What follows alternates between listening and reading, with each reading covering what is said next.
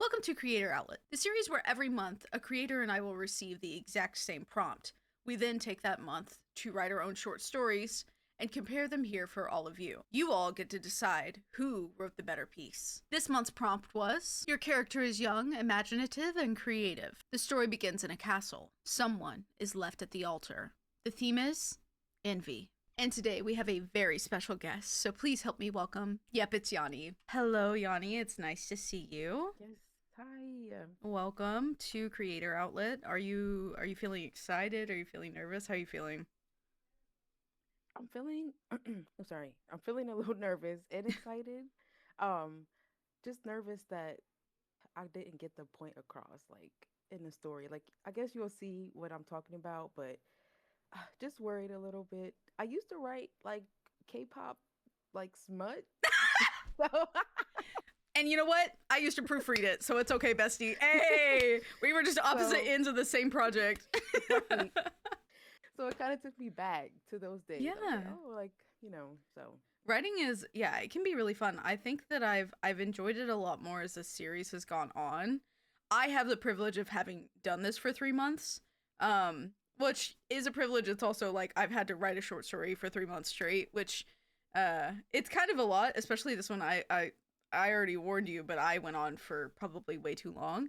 But I hope that I'm able to convey how much I care about these characters and, you know, but I think one of my favorite ones that I wrote was like the first one I did, which was really short. So I think that if you're able to get your point across, it doesn't matter how long a story is. And mhm. I'm so excited to hear yours. But I have some questions first. Okay. Whenever we first got this prompt, what did you think about it?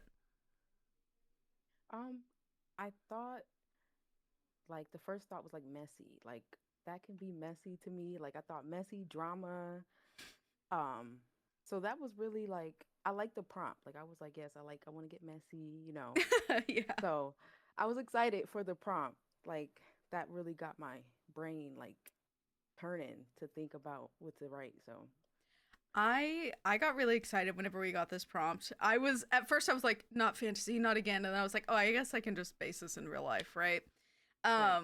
But I got excited because envy makes me think of things like Phantom of the Opera, Moulin Rouge, stuff like that. Like a lot of musicals where men are like yearning, and I'm like, yes, but I ended up not doing that, by the way. Right. But I was like, ooh, this is so fun. I was so excited to dive into this.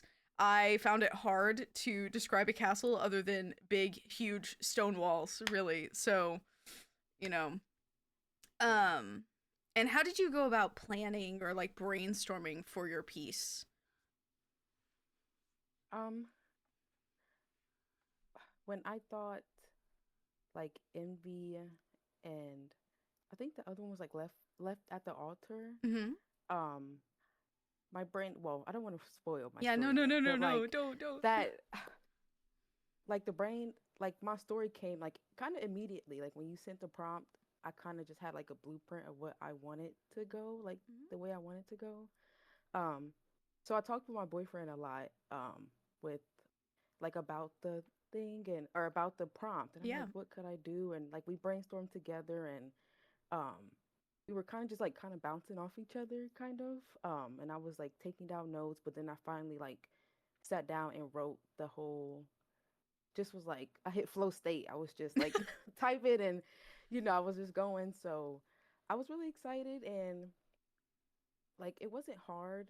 Like it wasn't hard. Like the process wasn't hard because like I said, it came kind of immediately when you sent the prompt. The idea came to my head. So it wasn't hard thinking of a story to write. For me, I did the exact same thing I did last month. I don't think my brainstorming process will end anytime soon or like change. But what I do is I write my major character names, or I write the prompt and then I write my major characters and I write their Mm, characteristics, their attributes, everything that I want to keep straight about them. And then I write an overall idea for where I want this story to go. And then I write it from there. And it feels right. helpful because if I'm like, I don't, how did I want Claude to look? How did I want, in Raleigh to look? How did I want these characters to look? I can go back. I don't have to think of it as I'm writing. I've already taken the time to do that. I think it's really helpful. It's Right. how I operate. A lot of people might not like it, and that's okay. I think it's important to find your own process. I do love the fact that you were talking about how you talked about it with your boyfriend and you bounce back and forth.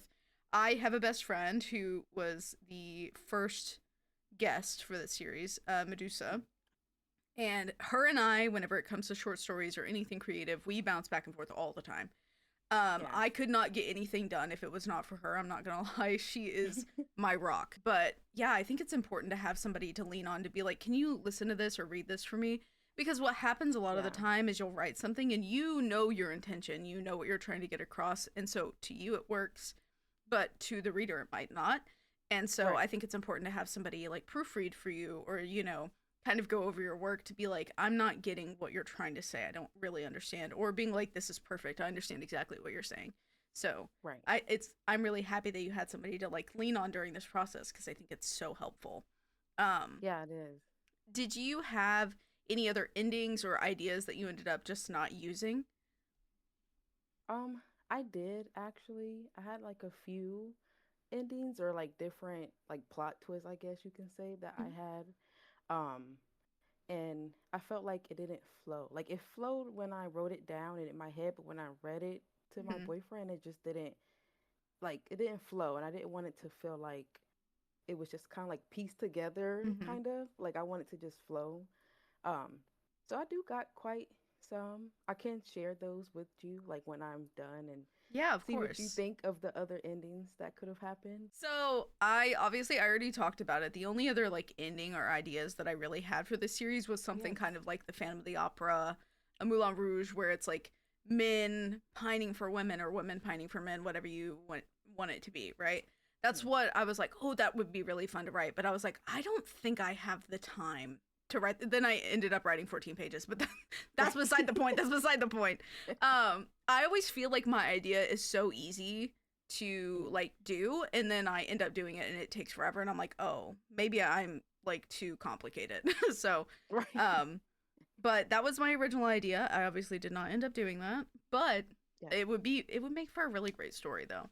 Um, but with writing the story, like you saying that you wrote like their appearance down, like that's a good idea to me because I didn't think to do that because I just write the story and then I kind of try to like picture them like in my head as I'm writing them and picturing their personality and um like I don't really put that in the story. I kind of just I guess let people like just envision the Yeah. character how they I think um that's a good way to do it though.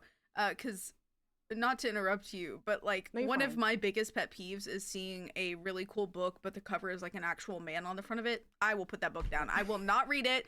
I want to imagine what he looks like. Don't give me a picture. I don't want to Right. see Yes. that shit. Put it away. So I Yes. think it is important to let people do what they will with these characters.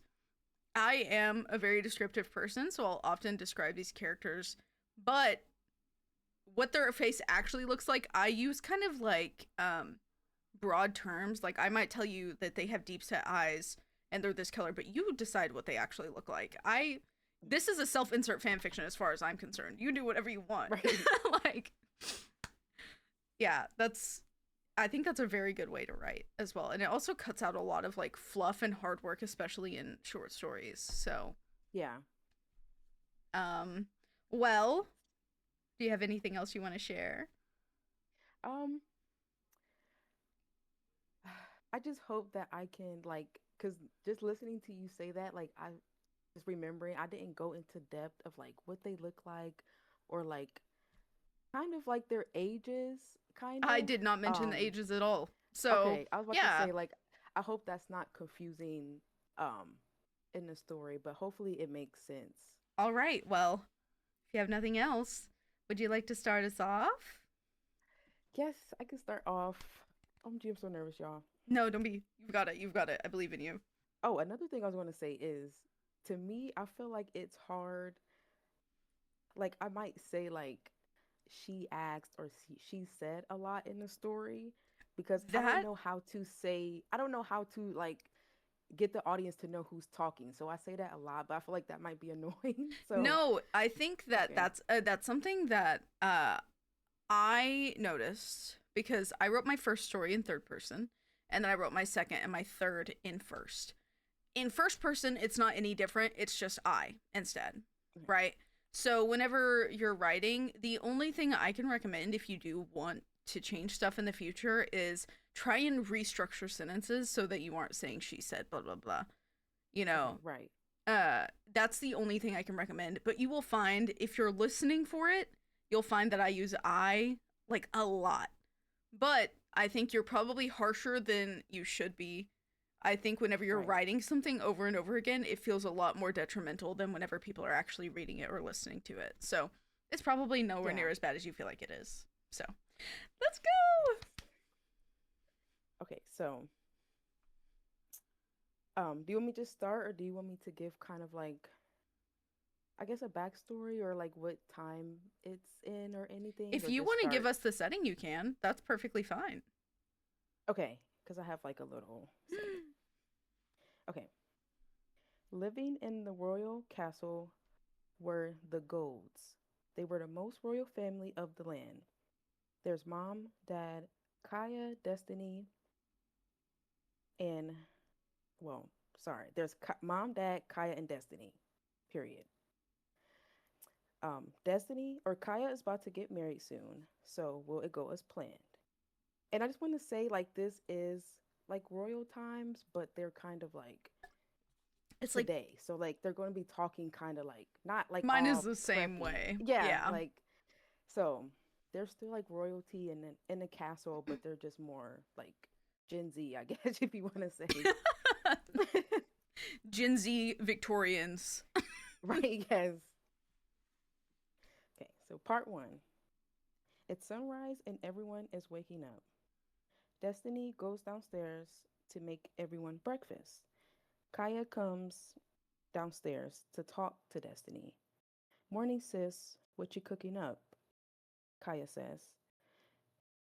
Oh, hey, I'm making some pancakes, bacon, and eggs, says Destiny.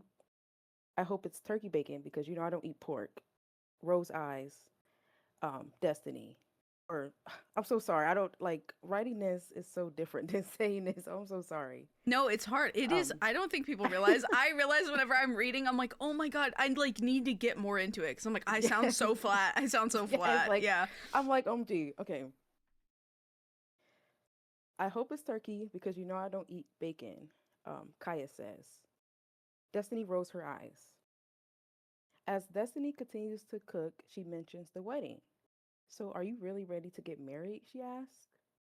Kaya says, Kaya gets kind of nervous and fiddling with her hair and says, oh, yes, of course. I'm very excited to marry the love of my life. Destiny whispers under her breath, ugh, of course you're getting married and not me. Kaya says, huh? What did you say? Oh, nothing, Destiny says.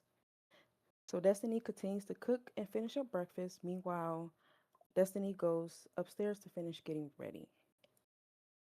Queen Gold, aka Mom, comes downstairs and gives Destiny a kiss on the forehead and says, Grand Rising, my beautiful daughter. I see you have made breakfast for us and it looks delicious. The rest of the family comes into the dining room and starts eating breakfast. Kaya goes upstairs and says she has to, or Kaya goes downstairs and says she has to skip breakfast to leave and run some errands. She rushes out the front doors and leaves. King Gold, aka Dad, says, wow, our oldest daughter is getting married. Isn't that beautiful? Yes, yes, it is, says Mom. Destiny Destiny says, I wonder what she's been doing. Lately she's been leaving a lot and being all secretive. Yes, she has, says Mom. Fast forward 3 hours, Kaya is still gone. Where could she be?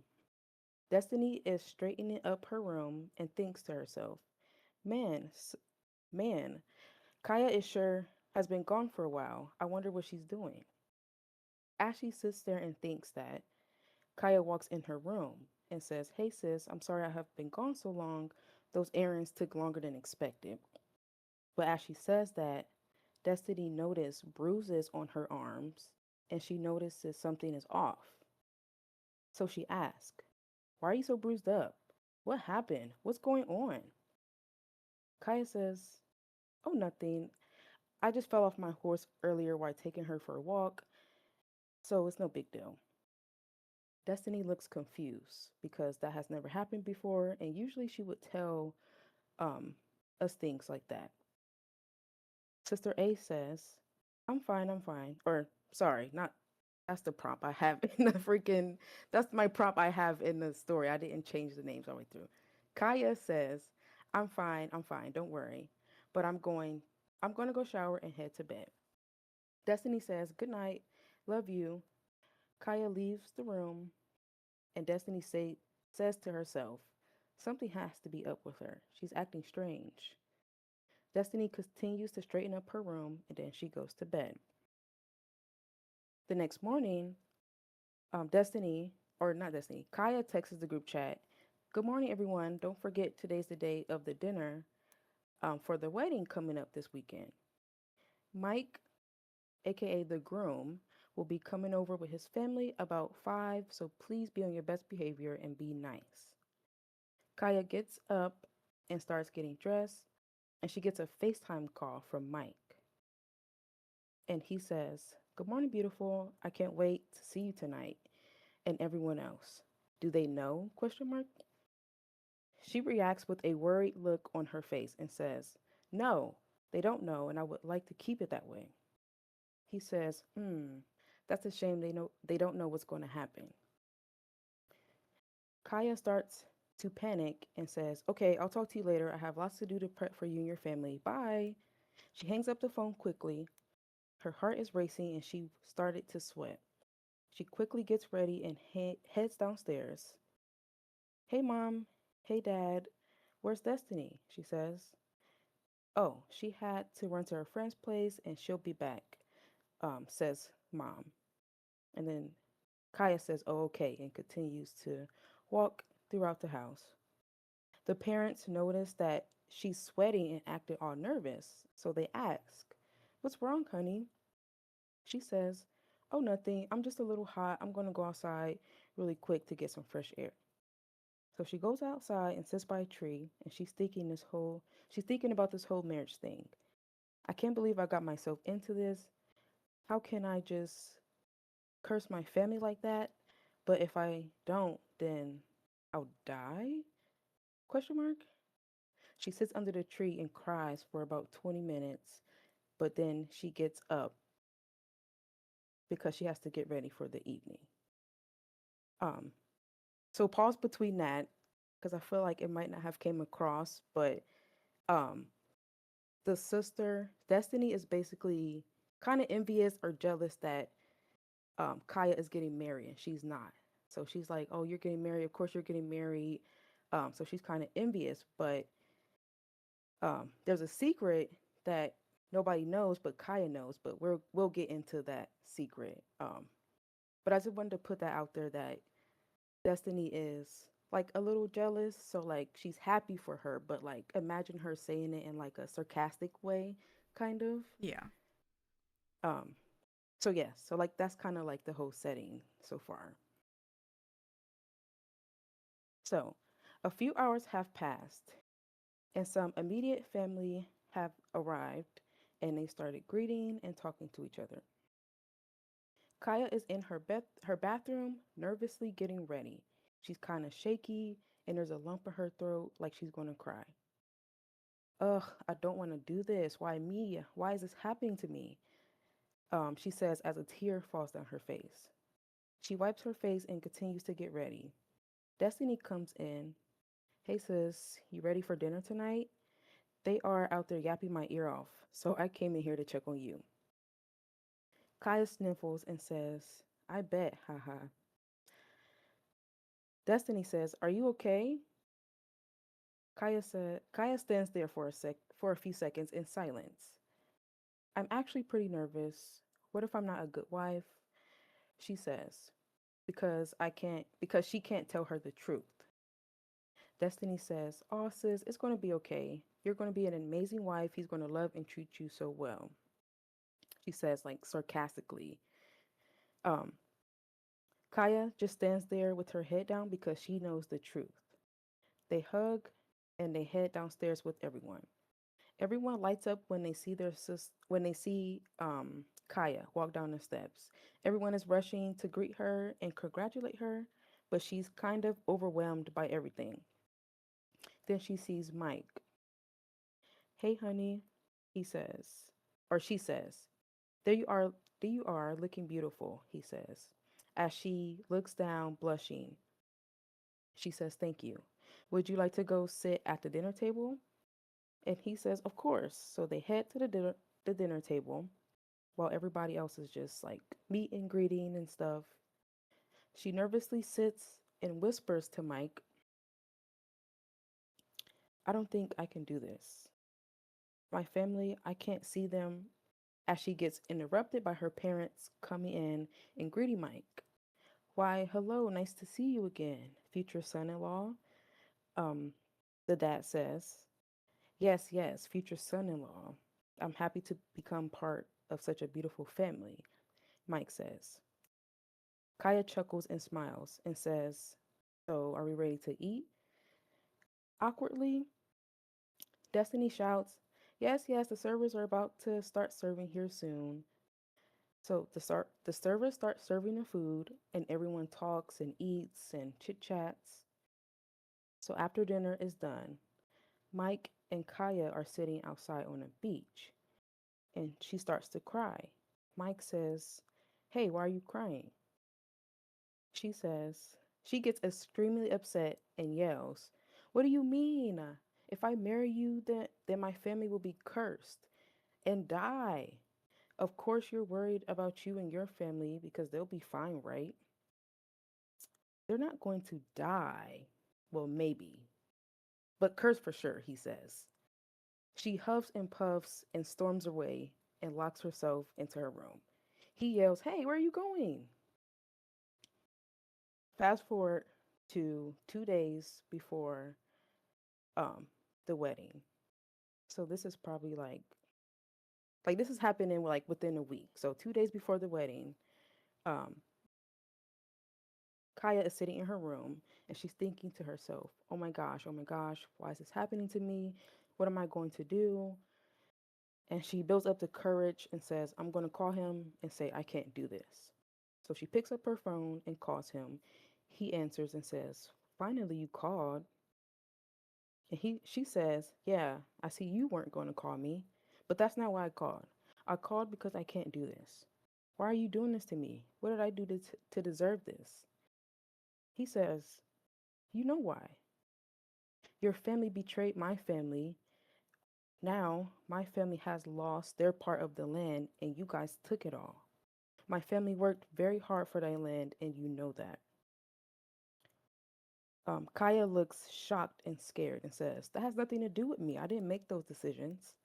He says, "Well, you aren't the only one suffering from your parents' decisions." She sits there in silence. He says he has to go and hangs up. Fast forward to the morning of the wedding. Kaya wakes up and stares at her wedding dress. "Ugh, today's the day, huh?" she says. Destiny comes in the room so excited and says, "OMG, sis, today's the day. Are you ready? Are you excited?" Kaya says, "Yes, I'm so excited. I think it's time to get my makeup done. Also, where's mom?" Destiny says she's getting her hair done right now.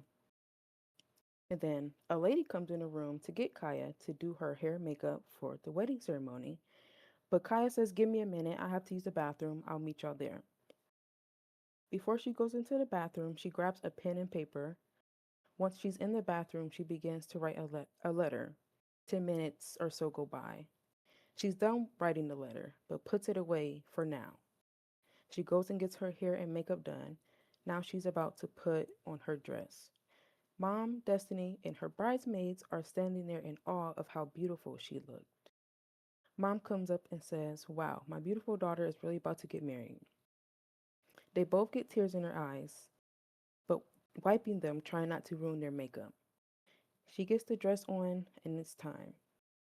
She's in her dressing room, looking herself in the mirror, thinking, "This is it, Kaya." She's pacing back and forth as the time counts down. She remembers her letter and she grabs it and places it somewhere that she knows her sister will find it. As she continued to pace, she tells herself, I can't do this. I can't let my family get cursed. I'll just have to die. Minutes before it's time to walk down the aisle, she sneaks out the back door running and crying to her car. Back at the wedding, everyone is starting to get confused, and Mike's family started to get word that their plan won't work. Mike starts to panic and goes looking for her. As he's looking for her, he sees a car leaving and realizes it's her and that she left him at the altar, so he runs back and tells everybody that he's seen her leaving. He see her leaving. Yes, he starts panicking. He's basically panicking. Everybody's starting to panic. Like, where's she at? Where's she at? So Destiny went to look for her in the dressing room, and that's when she seen the note. And she read the note, and the note said, I'm so sorry that this happened. Mike's family put a curse on me that would curse our family if we got married, but it would kill me if we don't. I thought he truly loved me for me, but no, it was all a plan to hurt our family. The night I was gone, I was trying to do anything to break the curse, but nothing worked. This is for the best. I could never live with my family being cursed. Tell mom and dad I love them and I'm so sorry. Destiny breaks down crying and runs to her parents to show them the letter. Her parents were so mad and furious about the family, um, about the curse, they started fighting, and the wedding turned into like a big riot, basically. So while everybody was fighting, Destiny hops in her car, tries to go find Kaya, but she's not in sight because she has been gone. So Destiny keeps going, hoping to find her sister. Months later, they still haven't heard or seen from her, but they were watching the news and they learned that she passed away tragically. Now the family has to live with this because they betrayed their friends. The end. Oh my god. Wait, it like actually got way worse because I was actually I Right. don't know if it got worse or not because I was like, oh, he's beating her. Oh, he beats her. Oh, I'm pissed. And then I like literally my stomach dropped. I was like, fuck this guy. He got to go. Yes, Like right. pack him Yes. up now. Yes. And then it's actually worse because he's like, actually, I cursed your whole family and you're gonna die. Right. And marry me. Yes. And the Right. And idea, marry me. the concept of her being like, I can't believe you're gonna curse my family. He's like, where are you going? Whenever she like Right. killing me, I'm like, bitch, where do you think she's going? She's not happy right now. Leave her alone. Oh my Right. god, that was Yes. insane. You acted like that was gonna be like much shorter than it was. I was like, It felt short. Like I was like, is this too short? Like I hope it's no, that not was like, I feel like it was perfect. That was really great. Okay. Thank you. Of course. Yeah. Do you want to hear the other endings or you want to wait Yes. until like Yes. No, I want to okay. hear the other endings. So one ending I was going to go with is that he didn't know that like they were cursing her. Like he was kind of like he was actually in love with her and like he Oh, didn't know that they were going to curse her. like a tragic, Um like a tragedy. yes. Oh, that's so Yes, like it was heartbreaking. right. And that was one and then one that he knew that she was cursed, but they were trying to work together. Like when she left for the night, I was going to say like they were both trying to like break the curse and trying to, do all of that. So I was going to go that way, but I want to go the way like he was kind of like spiteful of her family because they took the land from his family and he still had vengeance and stuff. So I think it also would have been really cool for you to have done like an ending where he did know and he was trying to help, and at the end he didn't show up instead of her, right? Because that was the oh only thing that he yes. could do to try and save her, and he really did love her and really cared about her, and it would be like a heart wrenching kind of Yes, that would have yes. ending instead of That would have been good. yeah. But I really do like your ending. I think it's the best thing she should have done. Girl, first of all, I would have been gone. I would have been like, I Right. guess I'll die. Right. Like, And I'm I didn't gone. put like a time limit when she'll die, so it's not like it's immediate. So it's like Yeah. random. Like she can live her whole life maybe, who knows. So Yeah, that's like in my last story, and Raleigh made the promise with the hag, or like the deal with the hag, where she took half of her life not half of her lifespan, but half of her actual life fated by whatever entities, right? And so Yeah. whenever she took that promise, she didn't know if she had a day left, a month left, a year left, or if she would drop dead at her feet. But she still took that she took that deal to save her sister.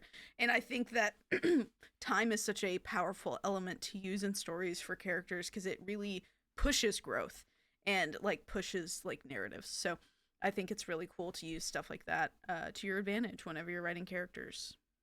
Yeah. All right. Yes, I'm excited for yours. Oh my god, it's so long. I would like to apologize. I said that I was going to make this much shorter than last month's, and then here it is 14 pages. So forgive me, but it is 14 pages double spaced. So maybe it's not that bad. Yeah. I actually gave this one a title, but I'm not going to tell you the title until the end. So. Okay. All right, are you ready? Yes. I gotta breathe. I'm really bad about reading and like holding my breath. Do you do that? Yes, I got try not to because Yeah, then I it's so feel hard. like you can hear me like trying to yeah. we couldn't, just so you know. But yeah, I feel the same way where I'm like, girl, breathe. Just Yes. breathe. I'm just like holding my breath for no damn reason. So Like reading aloud is very like it's stressful. Yes, it is. It's stressful. Mind you, so are you. We are both very literate. I could read before preschool. I am very literate. I've been reading for so long, but if you make me eat out loud, read out loud, I'm terrified. Yeah. So, all right. Are we ready? All right. The wind brushed gently against my face, its cool embrace a much appreciated reprieve from the molten sun. The garden was rich in hues of green, littered with a burst of colors in the form of roses. Past the tall hedges surrounding the estate were towering trees with dangling limbs shading the nearby lake. Miss Edwards? My head snapped to the origin to find a middle-aged woman with a sandy blonde hair streaked with the bleach of time. Her posture was regal and her clothing refined. The threading on her dress was worth more than the simple frock I had donned this morning. I clambered to my feet, my hands placed in front of me. Mrs. Darlington, a pleasure to meet you. I dipped down into a gentle curtsy, looking down to my plain black slippers. Oh, please, dear, none of that. You're a guest here after all. Please, take a rest. Ophelia will be here shortly. The woman made a gesture towards the bench I was previously occupying. Timidly, I sat down as she took the spot across from me. Ophelia had so many wonderful things to say about you, Miss Edwards. I do hope you take our offer. You flatter me, Mrs. Darlington. Just call me Cecilia. She waved her hand around, spotting out the formalities. Oh, well, Cecilia, I am very confident in my work, as it is a passion of mine. I am excited to make the bride-to-be's dreams come to fruition. I grinned gently as I heard a door creak nearby. Out bound a young woman with rich hair rich and deep like honey. Her eyes were a warm and loving brown, rounded and sparkling. Something about her struck me as familiar, but I was unsure why that was. Forgive me for being late. I must have lost track of time. Her voice was delicate and bubbly, exactly what you would expect from a woman like her. She smoothed her hands over her lilac dress, embellished with golden threading. The color paired so beautifully with her sun-blessed skin. Her shy smile flashed her perfect teeth and her berry-red lips. Ophelia, dear, come, take a seat. My mother patted the seat next to her. Ophelia scurried over and plopped down excitedly, sending a warm grin in my direction. So, Miss Edwards, this wedding is very important to my dear Ophelia, so the request might seem excessive. If you accept this job, we will prepare a room for you as mentioned in our agreement. Have you given it any thought? Sorry. About that, I really don't want to intrude on your lovely home. You're already paying me much more than the average client. Ophelia insisted. She figured the commute would be too much for you daily. Not to mention she's quite excited to finally catch up with you after all these years. Catch up? I looked back and forth between the two as Ophelia's smile dropped slowly. So you really don't remember me? We went to primary school together. To be fair, you always called me Rose. You said I always smelled like them. But I think my features are unique enough. She pushed her bottom lip out and furrowed her brows together. I had been combing my mind to find the root of familiarity, and upon hearing the name Rose, an iron door clicked open. From it flooded memories of easier days and a young girl with golden ringlets and soft eyes. How could I ever forget her? Oh, Rose? The shocked expression painted across my face stood at odds with Ophelia's bright and cheery countenance. How did I not recognize you? I leaped to my feet at the same time as her, both of us rushing towards that natural embrace like waves upon the shore. I'll take that as an acceptance of our offer then, Miss Edwards. Of course, and please, just call me Adeline. I turned towards Ophelia again, that childish nature still inked into her features. Somehow, years had passed, but she remained unscathed. Ophelia, show her to her room, please. I understand if you're overwhelmed, but we would love to have you at meals. Come on, I want to show you around. This castle's been far too lonely lately. Ophelia nearly pulled my arm from my socket, leaving me no time to answer her mother as she pulled me through the door. Her mother's chuckle chased down the hall after us. The hallways were a solid gray of chiseled stone, our footsteps echoing off of them. There were paintings and portraits decorating the walls, most of which I had never seen, more than likely originals. In front of me, Ophelia's ringlets bounced in perfect time with her footfalls. As we arrived at my room, Ophelia rushed through the rounded wooden door and flung the curtains open, bathing the room in a golden glow. The beauty of the sun danced across her exquisite features. Some people really were born with everything. This is your room for the next week.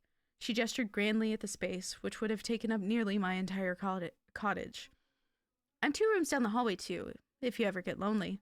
With that, she sent a wink my way before bounding for the door. Come on, there's so much more I want to show you.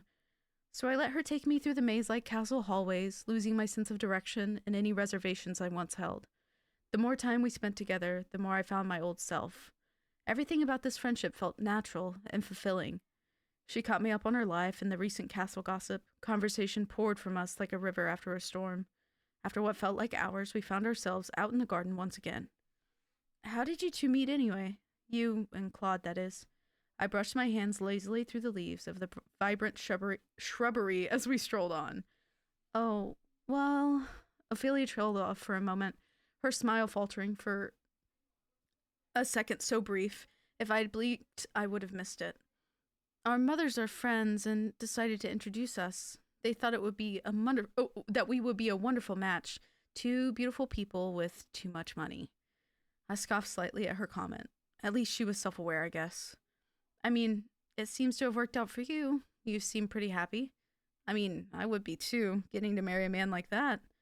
I looked over to see her send me a sidelong glance before returning her gaze to her front. I mean, you'll meet him tomorrow. Then you can see just how perfect we truly are for one another. She pretended to swoon at the thought before catching herself with a giggle. It's getting a bit late. We should wash up for dinner. She pouted towards the setting sun, its glare draped perfectly across the planes of her face. What I wouldn't do for an ounce of her glamour. Every freckle upon her face was a kiss placed by a god themselves. I could feel heat rising up my neck towards my cheeks, but my eyes were transfixed. With a forceful cough, I managed to tear my stare away from her, towards the nearest flower. You're right. I'm going to head back then. I turned around and made my way towards my room, not bothering to wait for Ophelia. Surely she would know her way around her own castle. I had dinner in my room that evening. I still had a job to do, and as nice as it was to be with an old friend, I felt myself getting far too distracted. After dinner, I took a proper bath and slipped into the sleeping gown they left for me in the closet. My first night was restless and gloomy, my mind filled with comparisons and what-ifs. How easy it must have been to be Ophelia, loving parents, money, beauty, and a new sparkling Prince Charming at her side. Why couldn't I be born lucky? Why did everything feel so hard for me? I awoke to a gentle rapping on wood, causing me to bolt up, covering myself instinctually with the covers. Looks like someone was sleeping well. Ophelia's laugh bubbled through the room as she waltzed in. A beautiful midnight blue dress with silver embroidery tossed over her arm. This is for you. Mother sent someone this morning for your things, but they should arrive tonight. This is one of mine. We look to be about the same size, and I think this will look amazing on you. Her grin was bursting at the seams with kindness. She would have never been this kind to me if she knew I stayed up all night cursing her name. Thank you. It's nicer than anything I've ever worn. I reached a hand out, the other still clutching the bedding to my chest as she plopped it into my hand. The fabric was buttery and pristine, unlike my daily scraps I donned. The threading was intricate and delicate. One could have easily lost themselves in trying to decipher it. I looked up to find Ophelia still standing there, waiting expectantly. Do you mind? Oh, yeah, sorry. I'll just wait out in the hall then? She pointed over her shoulder, awkwardly. That would be nice. Thank you. With a curt nod, she scurried out of the room, pulling the door to with a soft click. I quickly got dressed, not quite sure of the time. She was right. We must have been the same size. The fit was perfect. I headed over to the mirror to fix my hair and stopped, suddenly staring at my reflection. The dress looked like it was made for me, hugging each curve, the silver pairing beautifully with my pale skin. After what felt like an hour of pure vanity, I went to leave the room, almost walking directly into Ophelia. Whoa.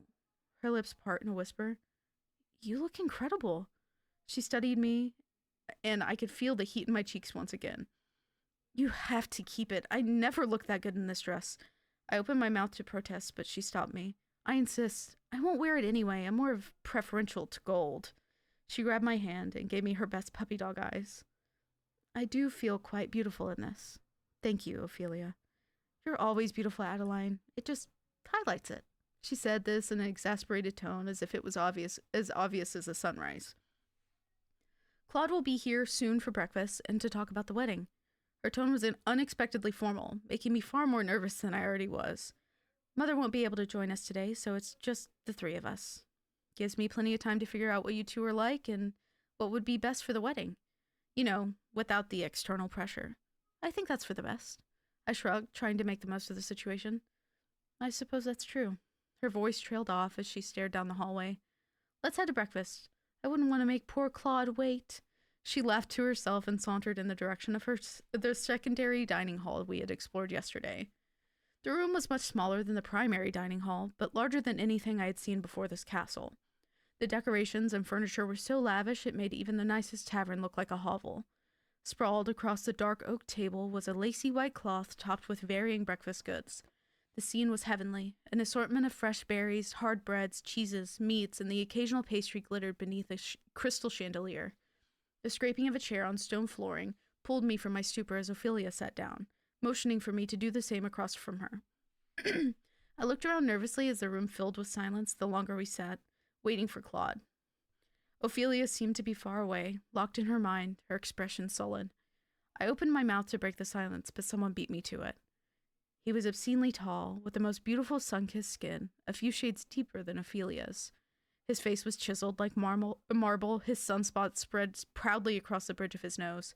The smile that would win anyone over was full of perfect teeth and sharp corners. His deep-set gray-blue eyes were a stark contrast to his decadent complexion, all sharp and seductive. This man was dangerous to stare at, so I popped out of my chair, my eyes going to my feet in a slight bow. Claude, welcome. This is Adeline, a childhood friend and our wedding planner. Although my stare was transfixed to the ground, I could feel him move to me, each step occupying more room than it surely deserved. A pleasure to meet you, Adeline. His voice was deep and gravelly, sending a shiver down my spine as bumps bloomed across my skin. I was thanking the gods this dress had sleeves. Once I gained the courage to look at him, I found his right hand outstretched, eyes boring into every inch of my flesh. As I went to shake his hand, he pulled it to his lips, planting a velvety kiss across my knuckles, staring at me through his lashes. My heart was beating through my chest, and I had a feeling I was impersonating a tomato. The pleasure's all mine, I managed to squeak out as I pulled my hand away. I settled back into my chair as he found his next to Ophelia. She sent him a knowing glance, and his only response was a sheepish smile. So is there anything in particular that either of you are looking for? Your mother gave me a rather detailed list, but you two are the most important part of this event. Anything Ophelia wants, I want. Claude threw a wink in her direction, met immediately with an eye roll. They were rather cute together, the type of couple authors wrote about in my romance novels. Well then, Ophelia, what is it that you want? I grabbed my journal and pen, ready to take notes. Whatever my mother wants is ideal. I haven't thought much of the details, if I'm to be honest, and I don't care to start now. Claude shifted uncomfortably in his seat. The mood in the room had soured. Ophelia did not seem to hate Claude, but love was pushing it. And as for Claude, he was trying. That's all I knew. So you have no preference then? Just go ahead. I put my pen down, closing my book. Her mother was a very standard we have money type of wedding, all flash and no personality. I found it hard to believe Ophelia was truly happy with that. My mother has always been more particular than me, so I'm sure she's got it more than covered. Ophelia's smile was fake, settling all too wrong beneath her joyless eyes. Claude's smile was strained and worn. Something was wrong, but that wasn't my job. Well, if you really have no specifics for me, I believe my time is better suited for other endeavors. I rose from my seat, gathering my things, my food barely touched as I headed straight for the door. I had far too many tasks at hand to waste time on a meeting like this. Allow me to accompany you. Ophelia stood from her chair to meet me, but I cut her off. No need. Please. Spend your day with your future husband. I will return later. I closed the door gently behind me, but not before I saw the sadness ripple across her face. Most people would kill to be in her situation, so I struggled to feel bad for her at that moment. My afternoon was busy and fulfilling, ending with most vendors being lined up and scheduled to meet with Cecilia and I. As I returned to the imposing castle, the moon hung drearily in the sky, surrounded by the twinkling stars. The nighttime breeze brushed gently across my face and through my hair, an embrace so rare to me. I ducked in through the front door, careful to not make much noise. Someone took their time. I spun on my heels to see Ophelia leaned coolly against a decorative pillar. Pillar? Her arms crossed. Jesus, Ophelia, I nearly jumped out of my skin. I clutched at my chest, the heavy thudding beneath my hand. Ophelia only giggled in response as she gestured for me to follow, and since I was a fool, I did. We breached into the cool embrace of darkness once again, finding ourselves in the garden. I want to show you my favorite spot, but you can't tell anyone about it, okay? Ophelia turned around, cocking an eyebrow. I simply nodded my answer, afraid anything verbal would have scared her away. The warmth and excitement radiating from her felt new and untainted. It's here. Ophelia stopped in front of a looming willow, accompanying a restless lake. This tree? I mean, it's beautiful, but she pulled back the curtain of hanging limbs to reveal small candles and a very worn patch of grass at the bowl of the willow. Oh, this place felt enchanted and safe, as if the curtain of branches were a shield to everyday problems. Ophelia stepped in after me, heading to the candles, lighting them and swiftly finding her way to her usual spot. As she settled down, she patted the ground next to her, commanding me to sit with her. I think I understand the appeal. I pulled my knees to my chest and found myself staring at the starry sky between the offshoots. There was silence and contemplation carried upon the chilling wind. I don't really like him, you know. I look over to Ophelia, shocked at the sudden confession, but she continued staring at the moon. I mean, Claude is great. I don't know. I've tried so hard to fall for him. He's kind, he's handsome, and he cares for me, but I just can't do it. Her eyebrows knitted together, pain etched into every feature. Do you think there's something wrong with me? Her eyes turned to mine, rimmed with tears threatening to break loose. Why would I think that? Just because he's handsome? So what if you don't like him? Maybe he's just not your type. I reached for her hand, offering what little comfort I knew. He's definitely not. She choked out a laugh that sounded more like a cry. My mother wants this so bad. I just want to be a good daughter. I want to make her proud. Your mother's already proud of you. I don't think not marrying him will change anything. You're an intelligent, beautiful woman, Ophelia. I pulled her into my embrace, my fingers threading through her golden strands. As her head laid across my chest, I felt the dampness of her tears flowing like a river. You are everything I hope to be in life. You're perfect. There's no world where your mother is not proud of you. My other hand rubbed soothing circles into her back. As Ophelia sat back, her brown eyes rimmed with red, matching the tip of her nose, leered into mine. I saw them traveling, studying my face, hers a complexity of sorrow and confusion. I blinked anxiously, feeling scrutinized beneath her watchful gaze. Within an instant, Ophelia was close, far too close. Her pillowy, berry-red lips pressed to mine. The warmth spread from our connection and rested across my cheeks, eyes fluttering closed. The kiss didn't last long, but I felt like the stars were falling around us, breaking apart the earth. I'm sorry. I sat back quickly, sure that my heart was ready to burst from its ribbed prison. I got to my feet and ran before any other feelings could take root. I heard her call for me, begging me to come back, but I was already gone. The next week was torture. I learned Ophelia's schedule to make sure that we never crossed paths. I still had meetings with her, but fortunately her mother or Claude were in attendance. She managed to corner me a few times, but I always found an excuse and weaseled myself out of the situation. Tomorrow was the day of the wedding, and I would have no choice but to address it then. I did at least owe her that much. By the time the birds produced their melody outside my window, I was fully dressed and pulling my hair into a knot. We finished the major decorations last night, so I really only had to worry about minor details this morning. Everything I had been working towards was coming to fruition in a few hours. I could only hope that Ophelia would be pleased with it. The next few hours flew by, between managing catering, floral arrangements, seating, and miscellaneous final touches. As I wrapped up my duties, I rushed to my room to get changed into a stunning dress Cecilia was kind enough to pick out for me. I was utterly thankful because it had completely slipped my mind during preparation that I would be in attendance. Now I only had one more issue to take care of before the wedding. I bounded down the hallway, the sound of my footfalls mixing with the live music that had started early to welcome any guests.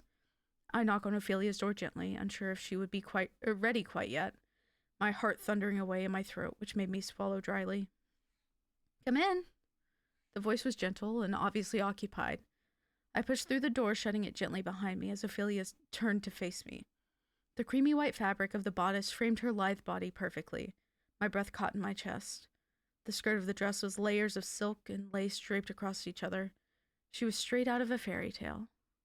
"Is it too much?" She gestures up and down at her dress. "No, of course not.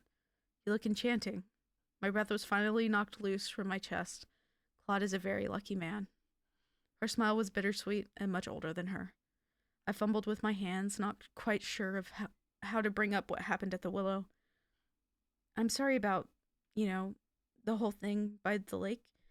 I'm not quite sure what came over me. I've never done anything like that, and Why are you apologizing?" Her expression was perplexed, and she moved swiftly to me, her hand stilling the trembling in mine. "You did nothing wrong, Adeline. It was I who kissed you." I felt my heart sink. Out of heartbreak or relief, I was unsure. And for that, I am sorry. I did not wish to make you uncomfortable. That's why I kept trying to approach you. The sincerity dripped from every syllable. A knock interrupted us as I snatched my hands to my chest. Her mother's head peeked through the doorway. "It's almost time, dear." Her eyes drifted to me with a subtle nod. "Adeline?" I curtsied in response as I took this as a sign for my leave. I went to the garden to mingle with the guests who had accumulated. It wasn't long before the ceremony began. As Claude stood at the altar, the visage of a perfect husband, I couldn't help but feel sorry for both of them. He was a great man, but he wasn't what Ophelia needed. As the door swung open, I watched her traipse, oh my god. I watched her traipse down the carpeted aisle. The light from the setting sun made her look like an oil painting, something I wanted to hang in my hallways for a lifetime. The dress pulled around her, the flower petals getting wrapped up in the train as she made her way to Claude. I had spent a week gathering the most beautiful arrangements and decorations, and nothing could come close to her allure.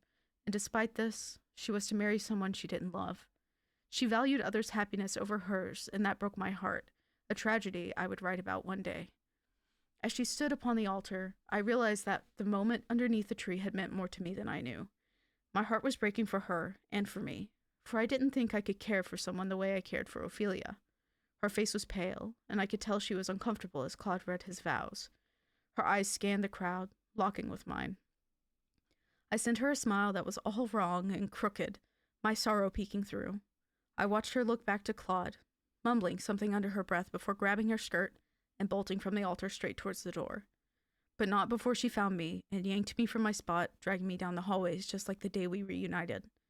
My lungs were burning as we sprinted at full speed towards the front of the castle and through the streets of the town.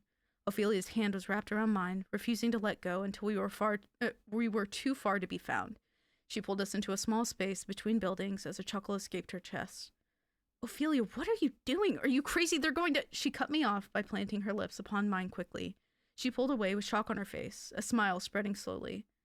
"I think I love you, Adeline. I was fine marrying him until I met you.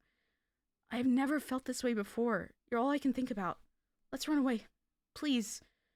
I balked before her, not quite sure of my own feelings, but somewhere deep down, I was happy and excited. And I was nothing if not a fool for Ophelia. That's the end. Wow, And it's called that The was Fool, really by the way. good. It's called The Fool. That was really good. Thank That you. was so good. That was so good. Wow. I love that. Thank you. Thank you. I feel bad for Claude. I actually do. Yeah. It seemed like he was, I mean, I guess she said he cared for her and stuff. She was just not feeling him. Yeah. She's just not into men, bro. Yeah, that's why I was Hey. like, oh, they kissed. I was like, oh. Yeah, So obviously I talked about the whole envy thing of like, oh, it'd be fun to do Phantom of the Opera, but I thought also like the envy of her, because you know the whole phrase, I'm not sure if I want to be her or if I want to fuck her. Yeah. Excuse my Yeah. language, but that's literally what this was. It was like, I want to be her, I want to be her, I want to be her. And she's like, no, I think I just love her. I think I just want to be Yeah. with her. And then the fact that Ophelia was the first one to notice and not Adeline is also really cute. Yeah. That was really cute. I Also, like that. I really, and I was nothing if not a fool for Ophelia, is such a good ending line. Like, I love it so much. Oh, I love That it was so much. yes, I really like that story. That was Thank you. Thank you. I worked hard on it. yes, I love how you like I get what you meant by not saying like she says and he says or Yeah. like cuz I got it what you meant. Yes, Yeah. that was really good. Yeah, Like because, I was just locked in and visual like I was picturing the whole thing like in my head. yeah. And I will, hey, I will be honest. If anybody in here has read my favorite book series of all time, From Blood and Ash, uh, you know what the Willow scene came from because there's a scene in the first book of From Blood and Ash where one of the oh my god, I need to reread it. It's so good. But he like kisses her underneath a tree where like the branches are like covering them and nobody can see them and it's at night. Girl, my god, that scene is so good. This one is like this story is very obviously just much sweeter. It's not meant to be like super crazy or anything like that, like Yeah. From Blood and Ash. But I will say I actually really like this one. I was kind of scared of writing Willa Wuh, not because it's not great, but because I feel like I didn't do it justice, and I'm worried that people will also feel that way. But I think that it's cute and it's sweet for what It it's meant to is. be. So I really enjoyed it. yeah, I didn't have any other endings like that. This was pretty straightforward for what I Yeah, decided that to was do. pretty. Yeah, but well, thank you guys for listening to us yap and read our stories. Tell us who your favorite was and why it was Yanni. Thank you. No. um, No, like yours was so good. Like you just got so much in detail, like to set the scene. Like I wish I would have done that. Like, but that was really good. Like I loved it. Like it was easy for me to like basically play a movie in my head, like of what you were saying. It was easy for me to do that because were so in detail about thank you. everything. Thank you. Yeah. Do you feel like but like my thing is you left room for people to kind of imagine these characters how they want to be imagined.